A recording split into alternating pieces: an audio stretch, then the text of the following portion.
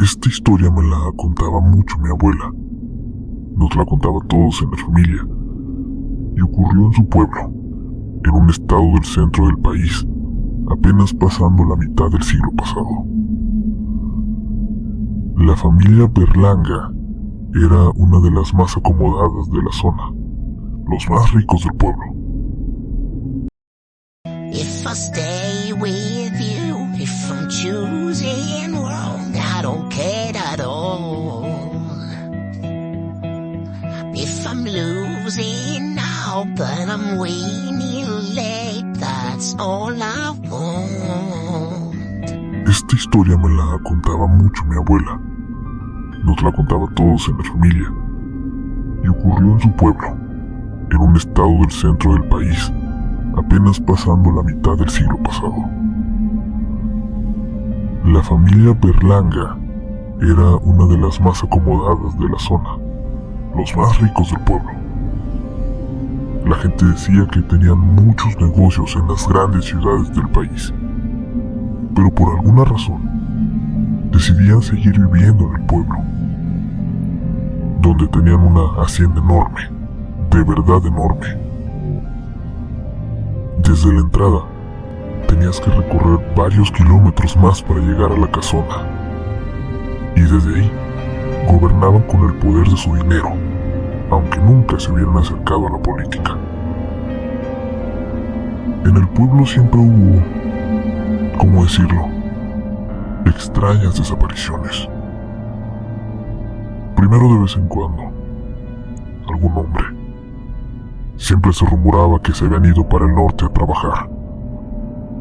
Pero luego empezó a desaparecer algún muchacho, siempre yéndose sin avisar.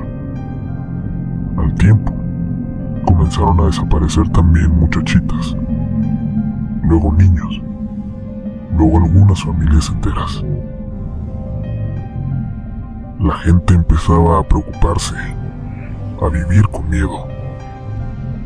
Las historias de brujas y espantos que llegaban en la noche para llevarse a los habitantes de la zona se empezaban a contar con disimulo, con mucho miedo, en las charlas de las viejitas. Pero nada de eso estaba cerca de la verdad.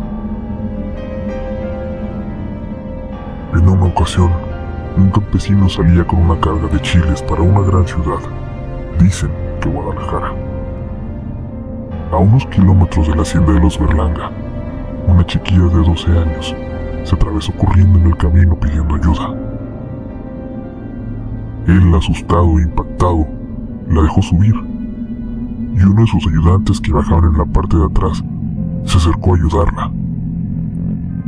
Iba llena de heridas, de mordidas profundas, con marcas que parecían ser de dientes humanos.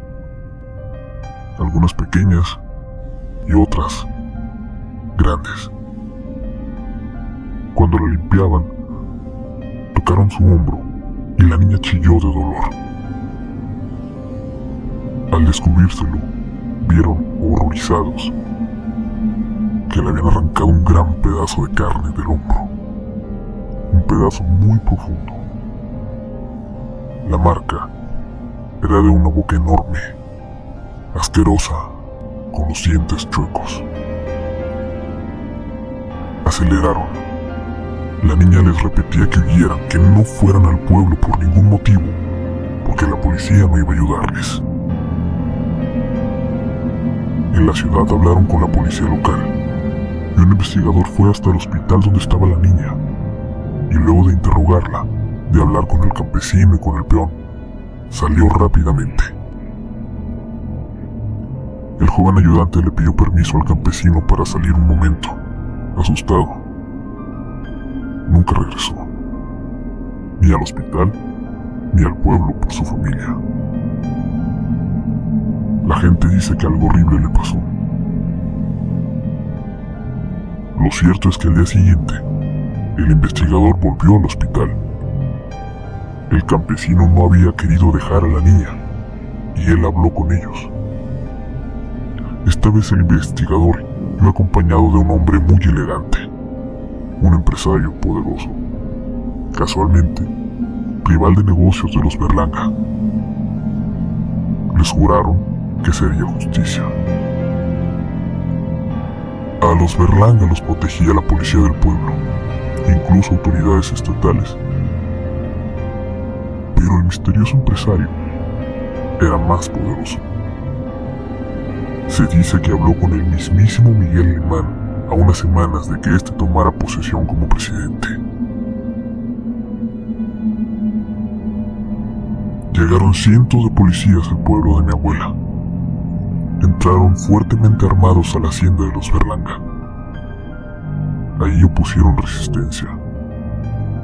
Los peones, los trabajadores de la hacienda, todos defendieron ferozmente a la familia.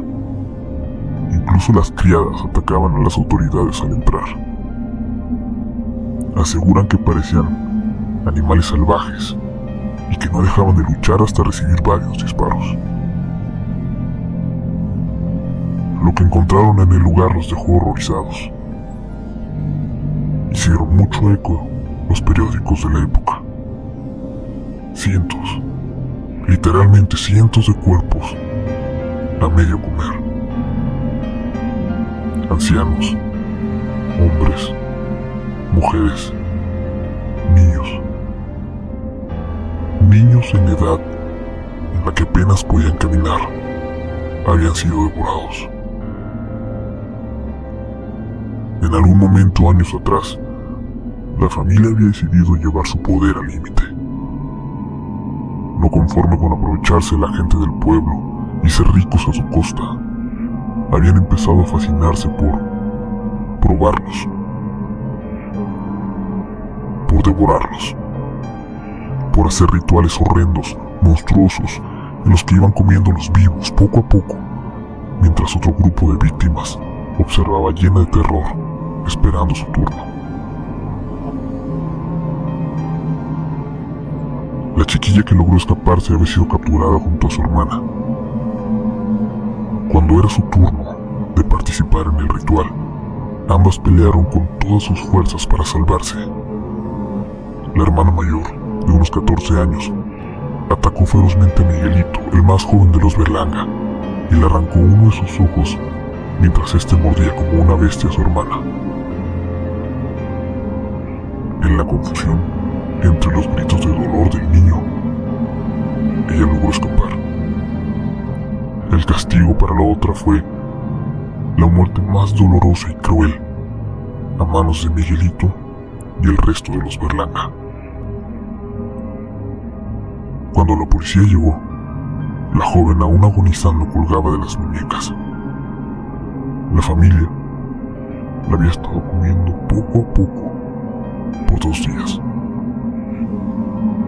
La habían devorado desde sus pies hasta los muslos. La policía se llevó a los que sobrevivieron de la familia Berlanga. La gente del pueblo se encargó de linchar a 2 o 3 peones de la hacienda que habían sobrevivido a la balacera. Pero los Berlanga nunca llegaron a ser procesados, a ser juzgados por sus crímenes. Solo don Abel, el patriarca de la familia, fue un anciano de casi 70 años. Pero de los demás ya no se volvió a saber nada. Aunque mi abuela cuenta que décadas después, en los 90, cuando volvió al pueblo, los niños aseguraban que entre las ruinas de la hacienda a veces se veía caminar a un hombre con un parche en el ojo. Cuentos seguramente alimentados por esta historia que no ha dejado de contarse en la comunidad.